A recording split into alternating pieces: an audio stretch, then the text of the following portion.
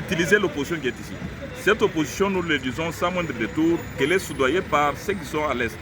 Après avoir pris les armes contre leurs propres frères, après avoir constaté un échec cuisant, ils sont en train maintenant de manipuler comment trouver l'issue favorable à leur crise qu'ils ont déjà créée. Non, nous allons dire, les chefs de l'État acceptent le dialogue bien entendu, mais cela va se faire dans la Nord.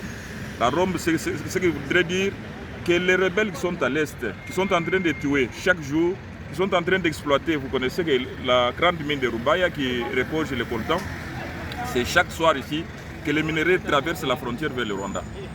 Ils doivent d'abord quitter notre sol et nous allons organiser le dialogue. Le dialogue, c'est dans l'ADN de nous Congolais.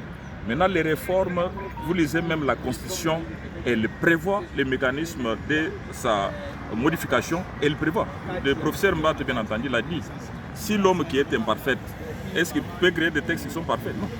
Les textes sont imparfaits et peuvent être aussi changés. Les textes sont faits pour les hommes et par les hommes et peuvent être aussi changés par les hommes. La priorité de l'Union sacrée aujourd'hui serait quoi? De faire revenir la paix au Congo ou de changer coûte que coûte la Constitution? Vous savez, c'est quand vous êtes à la gestion que vous voyez, que vous connaissez certaines imperfections de certaines dispositions des textes, que vous voyez les écueils qui portent certains textes. La priorité pour l'Union sacrée aujourd'hui, qui est celle aussi du président de la République, c'est de voir nos amis de l'Est, nos frères de l'Est vivre en paix. Ça, c'est la première priorité. Maintenant, pendant la gestion de notre pouvoir, nous pouvons voir aussi les écueils. Qui a empêché la France, qui est une vieille démocratie, à changer sa propre constitution? Qui avait empêché les États-Unis, une vieille démocratie, de changer? Lorsque nous trouvons qu'il y a maintenant aujourd'hui l'ingouvernabilité de nos territoires, de nos provinces, bien entendu. De gauche à droite, il y a le gouverneur qui est sous motion, de l'autre côté, le gouverneur, tout ça. Même il y a d'autres institutions qui sont budgétivores. Mais nous voyons en pratique qu'il faut toucher à certaines dispositions pour permettre aux Congolais de vivre aisément dans leur propre pays. Ce n'est pas un péché et ce n'est pas à l'Église de s'ériger en obstacle ou ce n'est pas à quelqu'un d'autre parce que la Constitution est très claire. Il prévoit les mécanismes de sa modification. Il peut même, bien qu'il n'a pas prévu le mécanisme de son changement, mais laisser les Congolais réfléchir. La réflexion n'est pas un crime pour les Congolais. Donc voilà pourquoi nous sommes focus sur la modification ou sur les changements. Et la première priorité aussi, c'est que Kakam doit plier bagage à l'Est avec tous ceux qui l'ont accompagné, Kabila, Nang et les autres. Et même certains opposants, vous avez suivi par le média, certains opposants qui sont financés par la main de Kabila. Vous êtes journaliste, je crois bien que vous êtes en train de faire vos investigations.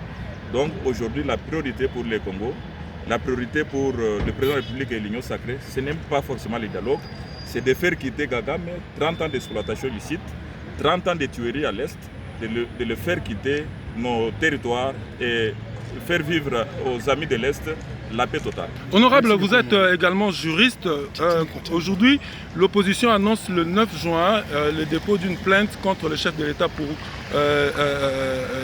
violation de la Constitution et coup d'État constitutionnel. Comment jugez-vous cette démarche? Et en même temps, l'opposition entrevoit pouvoir assiéger le Parlement le 12 juin. Est-ce que cela ne vous effraie pas? La Constitution elle-même prévoit les droits à la parole, le droit d'expression, tout ce qui va avec. Mais est-ce que cette opposition réfléchit encore?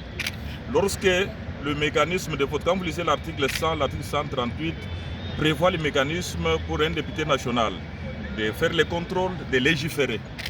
La loi référendaire qui a été déposée, c'est un député dans les prérogatives de sa fonction. Il dépose un texte qui est en discussion au niveau de notre Chambre et l'opposition prévoit une plainte pour les chefs à violer quelle disposition de la Constitution s'ils peuvent le dire. Donc de poser cette question à cette opposition, quelles sont les dispositions qui sont violées par les chefs de l'État? Bon, c'est en démocratie, vous voulez qu'on les empêche qu'ils aillent déposer.